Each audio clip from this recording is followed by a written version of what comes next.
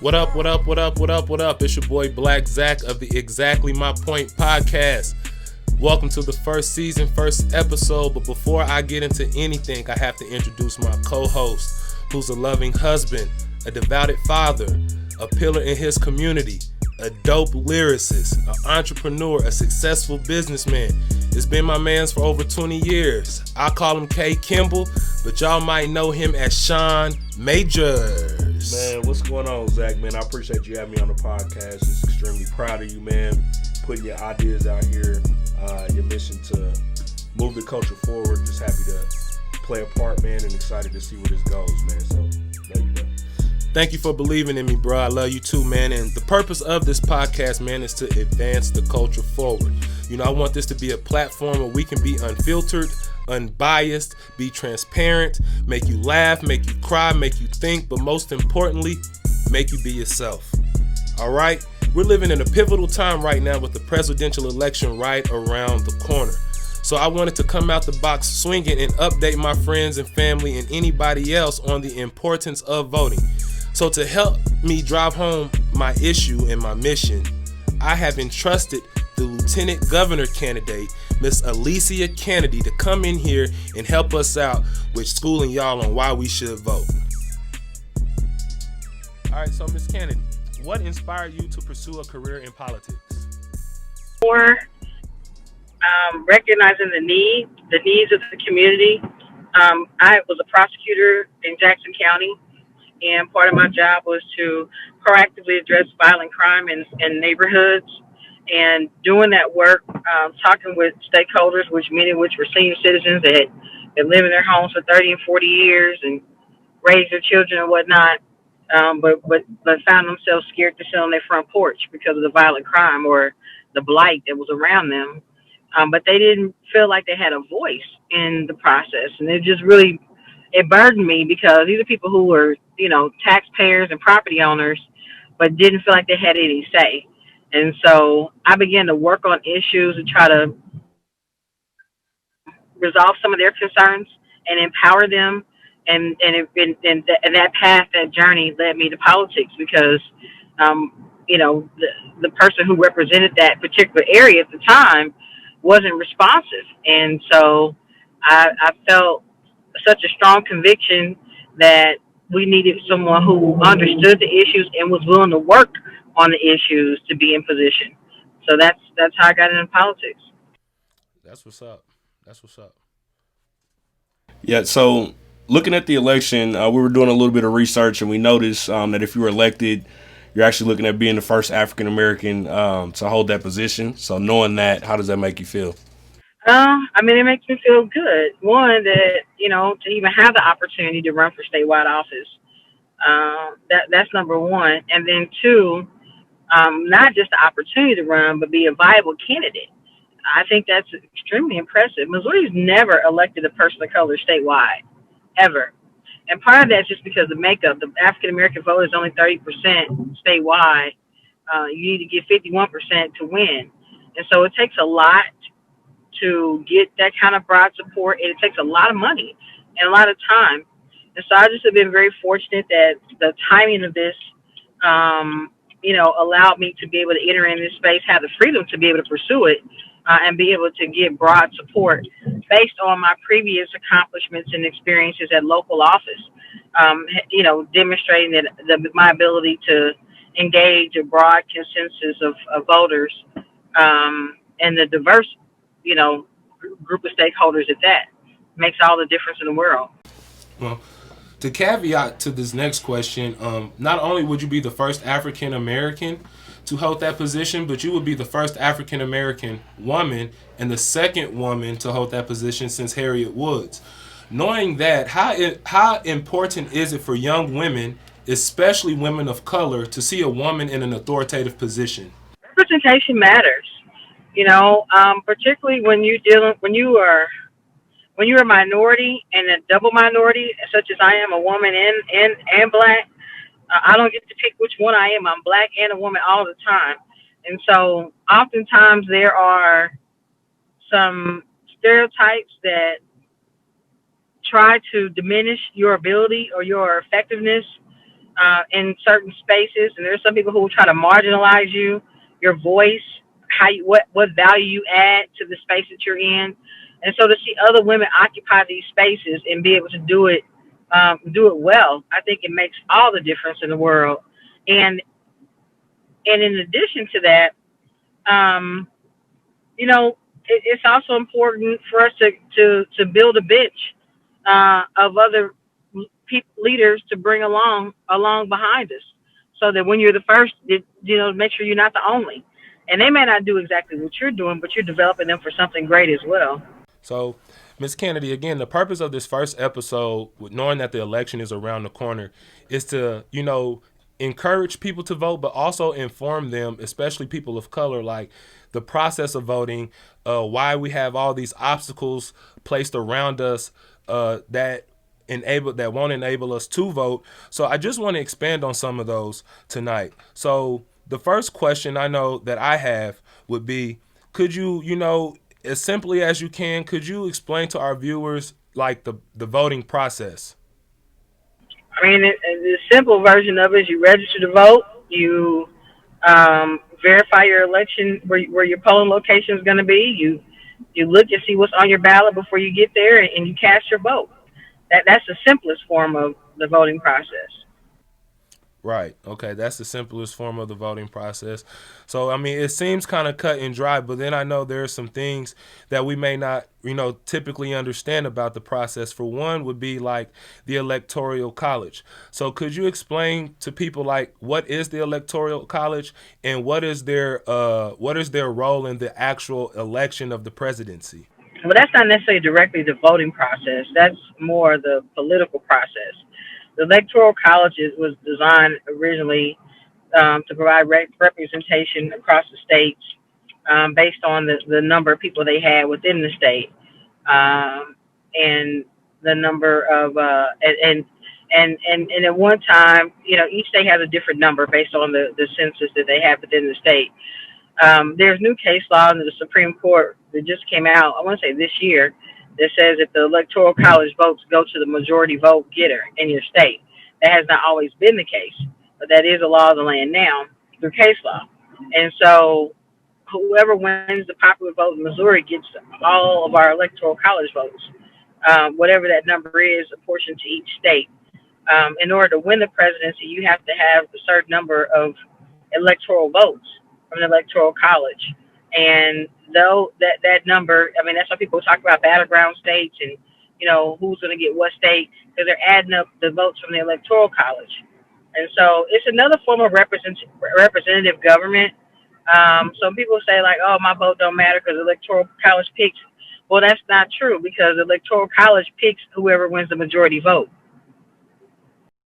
Most definitely. I definitely feel that exactly what you said is a very important piece when it comes to why registered voters should get out and vote, is because we may not necessarily understand, like even in 2016, you had to where the Electoral College, you had that option to where those votes were split between both candidates. But now, like you said, all of those votes, whoever wins the state wins the state. So your vote is extremely impactful, making sure that you're going to the polls when it comes to that. So I know a lot of individuals feel discouraged, and it may be systemic or based on your demographic. It's discouraging voters from getting to the polls or having access to the polls. What have you seen as far as the state of Missouri? Like, what are some of the ways, this election is a little bit different for your party? Like, what have you seen that we've done on the Missouri side to make sure voters have access to vote? So in short, your question is, what has voter engagement been like, or what has been? I mean, can you restate the question, I would say please? as far as voter engagement and what have you seen that's a little bit different this year would encourage, because I know some have said it's a difficult process getting to the polls or longer lines or anything of that nature. What have you seen as far as engagement to getting people to the polls in this election? Well, I think what's different this election is just like the last couple presidential elections. People want change. When Obama got elected in 2008, people were ready for change. He told us that we needed change, and he was a change that we needed. And so we all showed up in record numbers and voted for President Barack Obama. In 2012, when he ran for re-election, he didn't get as big of a turnout because we already had him. He wasn't selling change anymore. He was still selling hope. Well, then in 2016, when his term was up, the people who did not like Barack Obama and the change he represented wanted change again. So they showed up overwhelmingly for a different type of change and record numbers. And so now here we are for the reelection year of their change candidate. You're going to see declining numbers for their turnout for the incumbent. It's not going to be as strong, I don't anticipate. And the question is going to be is, you know, who's going to show up in droves? Are we going to swing the pendulum another way, you know, for change again, or are we going to maintain this status quo under the Trump administration and the leadership that he's provided or lack thereof, depending on how you view it?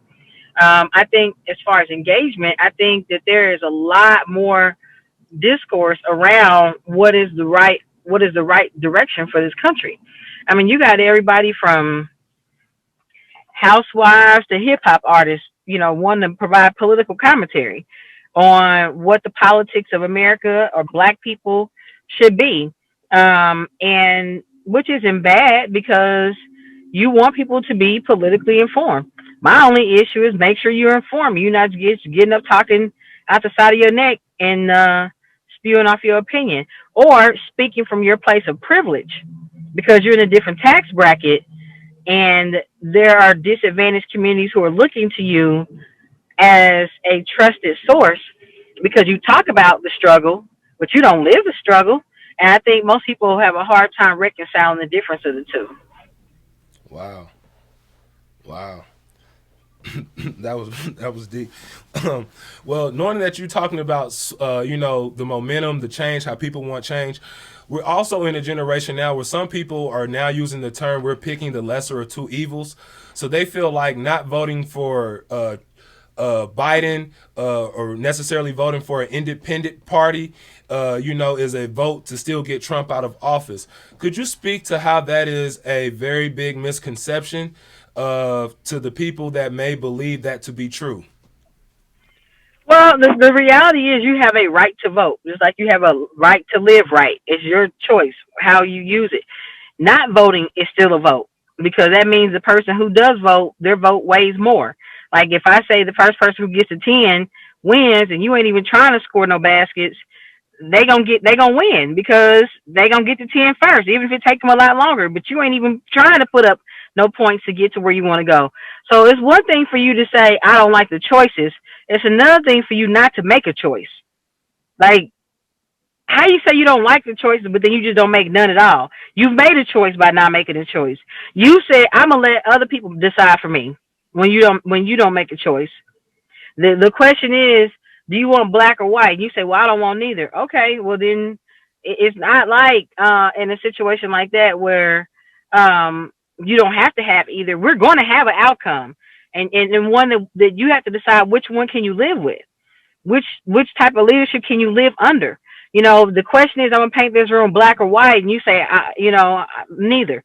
Well, I'm gonna paint the room black or white. Which conditions do you want to live in for the next 4 years? You want to live in an all black room? You want to live in an all white room? You not deciding, give someone else authority to choose what conditions you're going to live under. And you're going to complain about that too. So you might as well decide what is in your best interest with the choices that you have. And then begin to work towards making sure you have better choices to choose from. That's my position. Most definitely. I appreciate that answer. And I think a lot of times, too, the frustration comes that maybe some have casted their vote and their outcome didn't come true, or the person that they may have wanted to been elected didn't get elected. So as far as, like, let's just say, you know, you're not satisfied with the person that is in office, maybe even on a local or a state level, what would you advise those that are not satisfied, that are casting their vote, to do to provoke change in the future? Well, here's the thing. If you were really that concerned about the quality of leaders you have to choose from, then you need to get involved before the presidential elections. Because people normally don't just wake up and run for president. They've run for school board, they've run for mayor, they've run for governor, they've run for Senate, they've run for Congress. They've run for something else before they jump into the presidential race normally, under normal circumstances. And if that be the case, who are you supporting at those local levels to make sure they get the experience to be able to advance.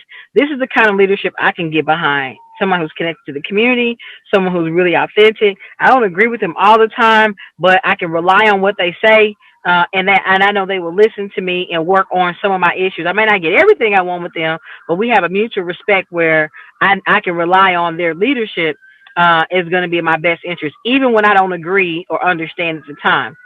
If that's the type of leadership you're looking at, you have to look and assess who are the candidates that embody those qualities, and then support those candidates and ask your friends and family to support that person.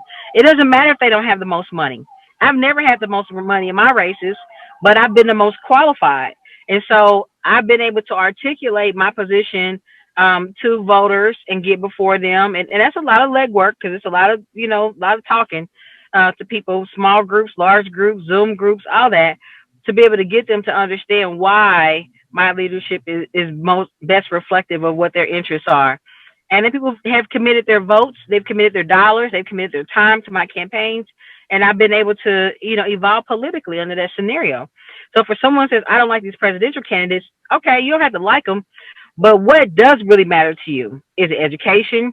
Is it your pockets, the economics of the economy? Is it your civil rights? Your constitutional rights? Is it your health? This administration doesn't want to support. They want to undo the Affordable Care Act, the Obamacare. They don't want to support following the CDC's guidelines as it relates to this virus. Right now, America is the leading nation in COVID spread. Over 9 million people, I just listened earlier tonight, have been, had tested positive for COVID. We're leading the world in COVID spread because our leaders at the national level and some state leaders are not willing to put their political agenda aside and do what's right on behalf of their constituents. Is that the kind of leadership you want representing you? Because they're putting your life at risk. Everything you're working hard for means nothing if you got somebody who's not willing to lead effectively during a public health crisis. And you'll go bankrupt trying to get healthy. All because someone doesn't want to follow health experts' guidance because it goes against their political agenda. Most definitely. That actually led me to another question, and that's regarding the governor position and your team that's currently running now. So you mentioned seeing the politicians that are responsible for our budgets and healthcare and things that are aligned for us. I know for me, this is probably the first time I've seen, our governor on TV as much during the pandemic. And like I've told some of my peers is, the responsibility for the state. We elected these people. And in this case, there was no running mate during the last election. So I know you and your team has devised a plan to try and come into office. How would you say your impact or the impact of the governor impacts those on the state level here in Missouri? I mean, the governor is the chief executive of the state. The governor appoints judges. The governor makes executive orders. The governor appoints boards and commissions. The governor sets forth a budget for us to follow and funding allocations. The governor has the ability to veto legislation. So the governor is, that position is, that's it. At the state level, this is the supreme being, and most cities are preempted by state law from doing certain things. So you really are running the whole state, literally, in so many forms and fashions. I think that what we see right now, as it relates to this current governor, he wasn't elected for governor. He was, the governor who was elected had to resign because of scandal, and then he ended up in this position. Just by happenstance, and and then being in this current position, it's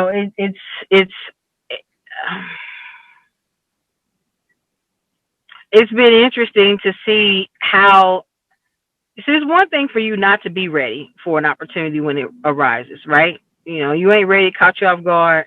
Can't nobody really blame you. You didn't sign up for that. Now you got to do all these extra stuff that you didn't anticipate before you took on the responsibility. Well, now we've been, since March, and this is now, tomorrow will be November, 7 full months. and you still ain't ready, you still have not evolved to a level of leadership that can evoke confidence in voters across the state. Business owners are still being impacted. Our kids and seniors are still being impacted. That's problematic. And I think that the voters are looking at that and they're like, wait a minute, what happened? This ain't even who we picked. And because this is who we got, don't mean they're going to pick him. Doesn't mean they're going to pick him. By the Constitution, he emerged as a governor, but that doesn't mean he's going to be elected as a governor, and that's a huge difference. Um, if he had a plan for Missouri's recovery, we would have seen it, heard it by now. He'd be working it by now. There is none. It doesn't exist. He's not talking about it, and we're all just kind of trying to figure out what this is going to look like for us. Hospitals are filling up at 90% occupancy. They're turning away ambulances. I mean, the frontline workers at the hospitals are just overwhelmed at the COVID death and COVID spread that they're being impacted by. And this administration has just kind of been like, oh, well, they'll just get over it. Well, you're speaking from a place of privilege, because when you got COVID and your wife, you had the privilege to work from home, got the best medical care, and took your time to go through all the days that they recommended for you to be whole. There are people who are already disadvantaged, many of them black and brown, who are essential workers. And so if they get COVID, they may or may not have health care. They don't have the ability to work from home. They may not even have sick time. So not only am I physically sick, I'm also financially impacted. And I may not have access to quality care to get the proper treatment to get me better in a timely manner. So now I'm dealing with this trifecta of undue burden and inconveniences because you won't put a mask mandate on. I know a woman who worked at Research Hospital. She worked environmental services. She got COVID, changing people's bed linen and whatnot, and soiled linens. And she got COVID. Her husband got COVID. Her son got COVID. Her husband ended up getting admitted for respiratory issues and died. He died. She recovered. Her husband died. So you don't get to pick and choose who, you know what I mean? Just because you recovered don't mean the next person would. And the husband was at home. He wasn't even working and got it from the wife. And so you don't know. We still don't really know how this virus mutates and transfers, to the extent that we will in years to come. But the safest thing you can do is just, that patient that she got it from may not even have been in the hospital if we had a mask mandate for you to create this domino effect. That's what I'm saying. Like, it's totally irresponsible how this administration is leading at the state level. So, Ms. Canady, if you are elected, just what would be some of the things that you would implement to, help with this COVID epidemic here in our state? Like, what were some things that you would put in place to help get us back on track, since there isn't a plan in place already? 100% support a mask mandate. I believe that we've got to get to a place where we shut things down to mitigate the spread. We've done it at 14 days at one period of time when it started, but we're overdue doing another wave of that. One of the high schools, at least I'm in North football team, half the team had COVID. You know what I mean? This is really impacting people's families. And it's a real thing. We're downplaying it in the media, but it's a real thing. Like, they're recommending to people right now, don't let your kids go trick-or-treating. Don't gather for Thanksgiving like you normally would, because chances are somebody either is going to have it or have been exposed to it and may have some of the antibodies. That's facts. And so my approach to it is that we've got to do what it takes to be able to mitigate this COVID spread, the community spread. And if that means we got to shut down for 2 weeks, then we do it for 2 weeks so that we can come out and get back to a level of normalcy, and not this whole thing where it's just got this long trail of cloud of doubt behind it. Because that's how businesses are being negatively impacted. Would I rather just have 2 weeks where I'm shut down and then we can get back to some level of norm? Or am I'm of the position that, well, I'll just operate at half staff for the next 6 months? No, that doesn't benefit me to operate half staff for 6 months, because my overhead is still 100%. You see the difference? And so we've got this approach in our minds that we don't want to shut anything down. We don't want to do these things because we don't want to upset some people, but you're upsetting people anyway. You got to do what's in the best interest of the public for the public good.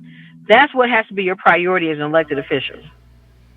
Completely agree. And I think some of the major concerns are is if we are shut down, I know a lot of businesses were furloughing employees, we had layoffs. Some small businesses took major hits and got behind on rent, bills, utilities, things of that nature.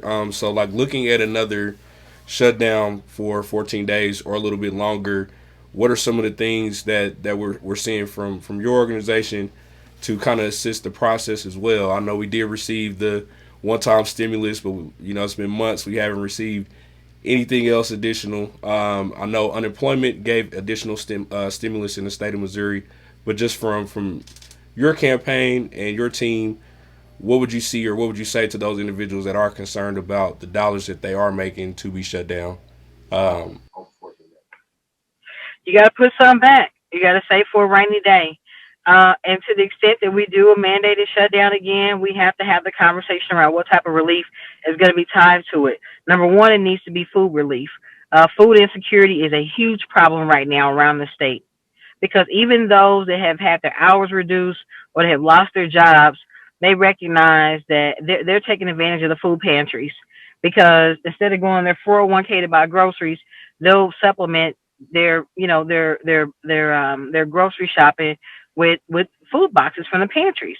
I mean, people are really going through their savings right now to maintain. We just saw 70,000 people drop from the unemployment rolls that are out of work, and they kicked them. They stopped their unemployment benefits, and they haven't found work yet. Things are bad. I don't care what the stock market looks like. The economy and people's the livelihood of a lot of folks is not what it was a year ago by any means. So we've got to deal with food insecurity. The federal government's already given forbearances on mortgages, forbearances on student loans. The issue is that the people who are renting, so if you're renting your apartment or you're leasing your space for your business, you don't get the relief. Your landlord still wants their money, even though they're getting relief from their lender.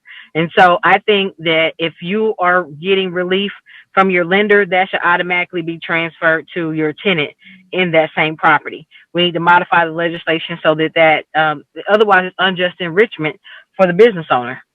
For the property owner. And so we need to talk about those things to where that the landlord, or whether it's residential or business, is able to get some kind of tax credit for doing that, to provide that relief. But if you're getting relief, you need to pass that on. You need to pass that on. That's true. Most definitely. So looking at it too, and I think we're getting closer and being respectful to your time. I would say, how do the people in office, like on a grassroots level? So I know we talked about how the governor is pretty much the chief and at the top of the state of Missouri.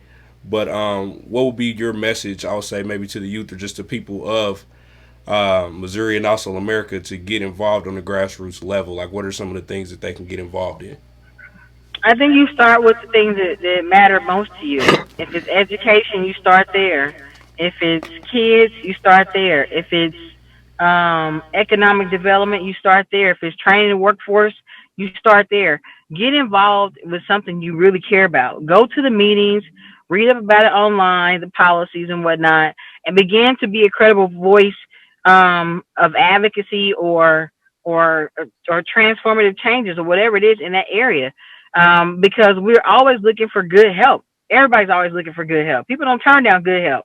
They might not even be looking for nobody, but if the good help show up, they're going to try to keep it around. And so I think that's the first step for people to do when it relates to getting involved politically. Work on whatever interests you most, because that's going to keep you engaged. The process is not always fun. My niece was with me yesterday. We were down in Greene County, and on the way back, I asked her, I said, so what do you think about politics? She said, man, it's hard. I said, oh, you figured that out real quick. It is challenging because you're dealing with a lot of people, a lot of personalities, and everybody thinks they're right. But when you're working on an issue that you really care about and you're really passionate about, you can overlook some of that stuff sometimes. And so at the grassroots level is giving your time, volunteering, is giving your treasures, giving some money to nonprofit groups or supporting something or whatever financially, and your talents. I benefit greatly from an organization called Tech for Campaigns. They help with my communications on my campaign. I mean, for a statewide race, you got to have a well-tuned machine that's communicating on a daily basis.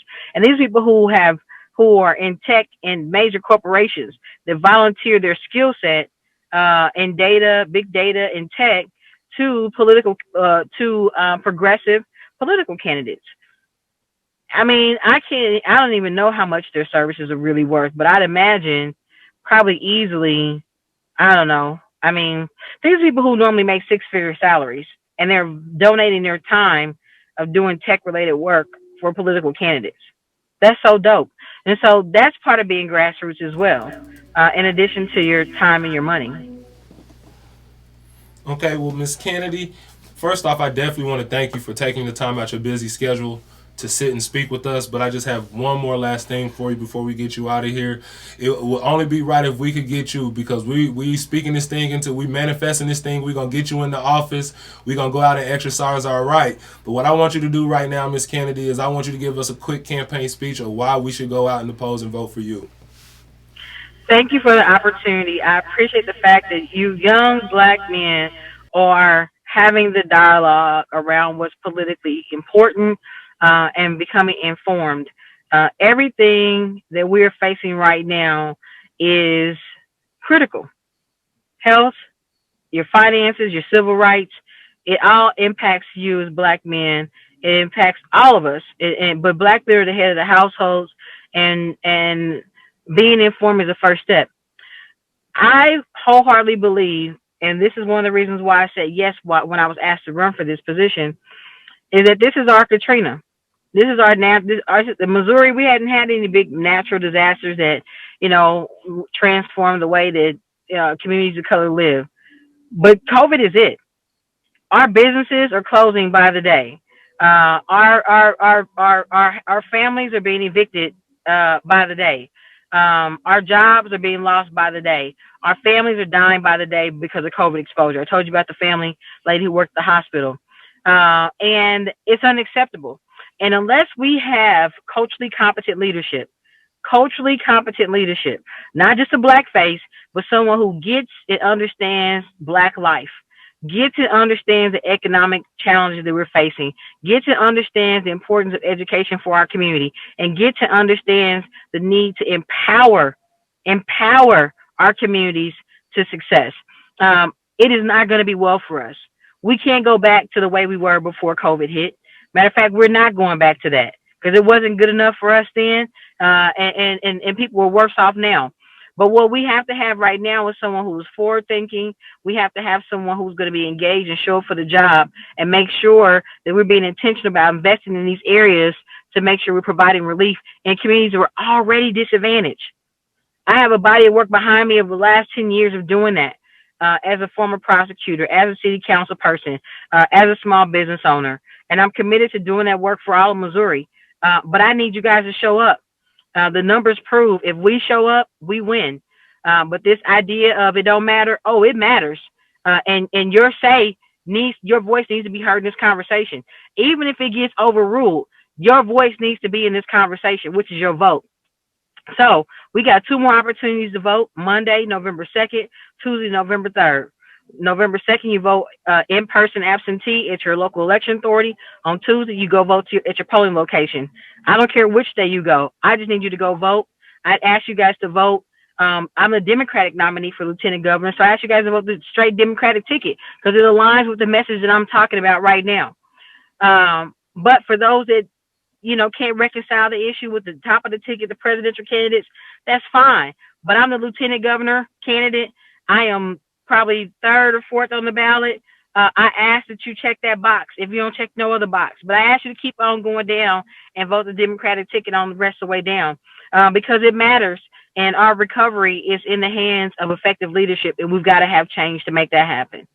You guys can learn more about me on my website, CanadyForMissouri.com. That's CANADY for Missouri spelled out.com. If you spell Kennedy with a K, you'll still get me. I know people get them mixed up all the time, but it's Canady, CANADY. But I look forward to hearing from you guys. Follow me on social media.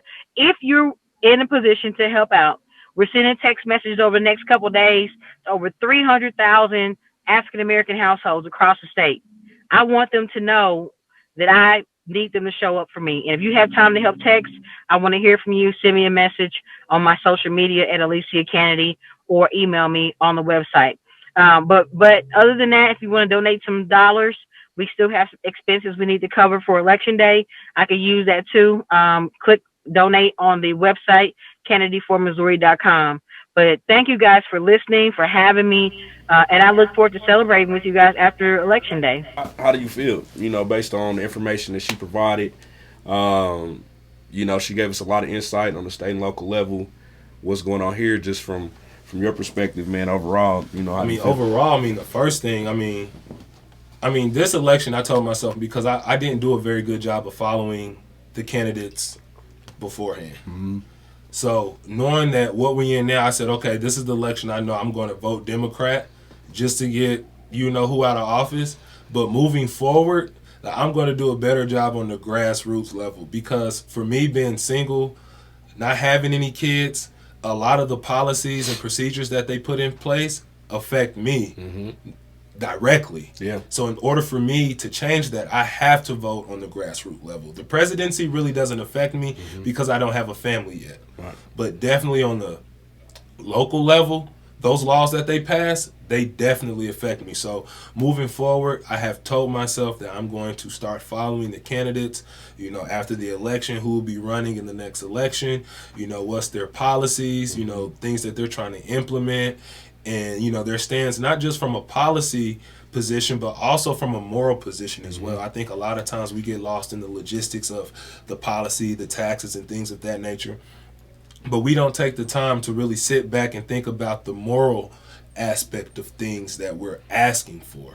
So not only am I going to look at the policy and procedure side, I am going to take time to look at the moral side as well. Yep, you got to, man. I think for me, you hit it right on the head. It was the state and local grassroots level. I looked at when the pandemic happened, our president hopped online and gave a speech and released the power to the states. Right. And a lot of people, that kind of went over our head and didn't realize how much power your governor has. But every single day we saw an update on the news from our governor with no answers.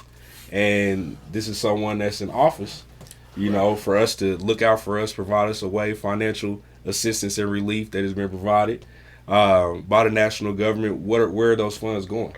There's too many businesses that are down, not having money right now. Too many homes not receiving unemployment. There are individuals that are evicting people for not having their rent, and your job is furloughing you. So what added benefits are you giving to the people, here on the grassroots level? But those that say, I won't vote, you're choosing to allow these things to happen. Right. Or not happen. Right, and I think they don't really look at the aspect of voting and like the history of voting. And because of the time, we really couldn't have Miss Canady really get into that. So like one of the things that they really have to look at, for one, we talked about this the other day, like the legal term for voting is the right to suffrage. Like, it's the right to suffer. Like, when we're essentially picking, like, okay, do we want a slow death or a fast death? Essentially. So I just feel like voting shouldn't even be that option. I should be voting for something that's going to help change my trajectory, not going to be a slow death for me. So that was the first thing for me, when I have conversations with my peers, it's like, bro, let's understand the word. Me being a former educator, I definitely look at things from, phonetically. Let's break down the origin of the word. If you break down the origin of the word, you can kind of understand what's going on moving forward. So then when you look at that, you look at like voter disenfranchisement. And a lot of people don't believe that voter disenfranchisement has been placed on us since the 1790s. When there was things like the literacy test, that people really had to take a test in order to vote, or a poll tax, where they had to pay to go and vote, or the grandfather clause. So you mean to tell me that my descendants are slaves, so then I might be born a free man, but since my grandfather was a slave, I can't vote. Facts. Like, man, I don't really think that we as a culture understand all the obstacles that have been put in our way to keep us from voting. And if it wasn't a big deal, they wouldn't put all those obstacles in our way. Most definitely. Most definitely. And I think, too, you look at a lot of, some of our peers may have gotten in legal troubles, may have a felony. So just looking at that whole aspect of just keeping the jail system or housing of African Americans and then stripping that ability for them to have a voice or the ability to vote and then leaving that from a state level. Man, it's funny that you said that. Yep.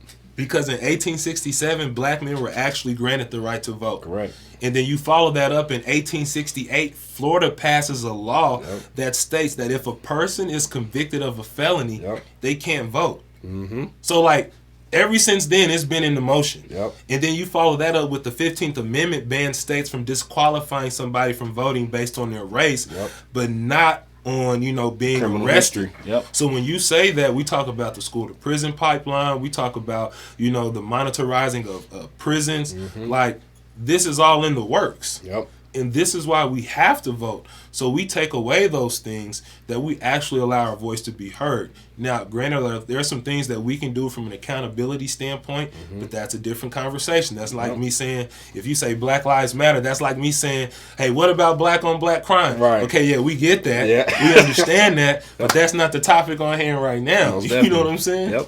Yep. Yeah, man, that's huge. I just think from an education standpoint, she hit on some very key points. You may have a candidate that's running for office and you may not 100% agree with everything they do, but you have to look at what's important for you. So I look at my parents, man. I think we all, are looking at our parents and reaching the age of being able to take care of themselves. They're coming into retirement and having their savings and all of this stuff, and just what is their health care going to look like, with pre-existing issues, and also just having available of affordable health care. So you have somebody that saved their entire life to retire, and then days after you get done, you get sick, and then now you're depleted, and now you're back at work. I'll tell you, man, one of the things that hurts me the most, you go to, to Walmart or Target, and you see a greeter that's like in their late 70s. Like, what was that plan going into it that landed you in this position to be a greeter at Walmart in your 70s? And that makes me think about my parents. Like, so this election is very key because it's going to shape the next 4 years and then lay the stage for whoever's going to take the place for the next 4 to 8 after that. So we got to look at that too. Right. Me not even, having a family or kids right now, like, this election is important because when I do have one or have a family, you know what I'm saying? Like, what's going to be the agenda, that I got to follow to make sure that I'm protecting my family in all aspects. Like she mentioned to, us as young black men, we have to take that initiative. A lot of times we're reactive. We're not proactive when it comes to politics. It's like if it's a test, it's like how you and I used to be in school. We ain't studying until the day of, like, right. I might be walking to class with the study guide in my hand, but I'm not taking it serious. And now the older, as we mature, you see like, okay, I really got to study for this because it's not just about me now. It's about the people that are depending on me, and understanding that should be a reason why all of us get out and vote.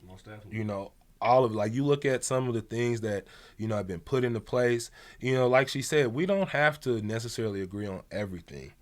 But, like, I like to use the term, let's look at things in a utilitarian manner, meaning the greatest good for the greatest number of people. I know I may have to sacrifice some so you can have some, but if we're both able to eat at the table, why complain? We're getting into a day and age now where people are all me. And we can't win like that. And so voting, especially in the black community, especially in our demographic, we have to go out and exercise our vote. We don't necessarily have to agree. You don't even have to vote Democrat, but go and exercise that right. Yep. You can have completely different views, and I definitely want to say that for, like, while we're on the air on the podcast, not advocating for a Democratic or a Republican in office. I know we appreciate Ms. Canady. Cast your vote for who you want to cast your vote for, but go vote. So, man, to kind of bring everything full force, first episode. How you feel? Man, I feel great. First off, I want to shout out everybody that took the time to help make this thing possible. I want to start off first by shouting out Renzo Dixon with I Create Designs. He created the logo. So big shout out to him. So if you need some graphic art designs, definitely check out my man. Very good work. Actually taking the logo and putting it on some material, my boy Vince at the T-shirt bodega, definitely tap in with him. Also, the food that we ate earlier today, courtesy of Fat Jacks. Shout out to my man Marcus for looking out. And that's what I think people don't really understand. You know, a lot of times people hear the word podcast and they think we're going to get on here and act ratchet. No, it's really not about that. What I want this to be is a way to push the culture forward. Like, we have to help each other out. So any businesses that need promoting, any entrepreneurs that are, you know, are trying to get up off the ground, or even if you're just trying to educate yourself on certain things, like, this is the podcast for that. Like, I took it upon myself, like, hey, this is not about me and people hearing my voice. It's not about that. It's a way to use my platform to help everybody else. You know what I'm saying? Like, we got to show some unity. Like, we're living in a very adverse time. We didn't grow up in this is our civil rights era. So I may not agree necessarily with everything that you may say or you may represent, but you being the same color as me and you having to go through some of the same things I may have been through, I'm gonna have your back. And that's basically what this platform is for, to make sure that we use the positive advancement of the culture to help propel us and change our trajectory. Most definitely, man. And to close out for me, just want to give a special thanks to Paraline Music for allowing us to host the podcast here, Anthony Simmons for taking the photography, and Abram Schaefer for editing and customizing this event. Zach, man, tell them where they can follow you online and make sure that they connected for the next one. All right, man, for the next episode, man, you know, follow us on Instagram at exactly my point. That's going to be EX_ZACH_LY_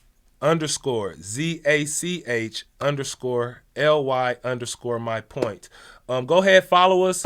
Once we get this thing chopped and screwed, as they say down in Houston, there'll be a link posted in the bio that you can go and watch this on YouTube. Within the next couple days, you should be able to upload it and stream it to all of your audio services. But again, I just want to take the time out to thank everybody who's tapped in with me from the very beginning. I know the next episode is going to be real special. Krishan is actually going to be interviewing me and some of my thoughts about how this podcast thing came about, so you really get to know me more on an intimate level. So I'm really, ready for that. So good night. God bless. I appreciate you. Love is love. And how we do it here, this is exactly my point. So we're going to close it out like that. Thank you.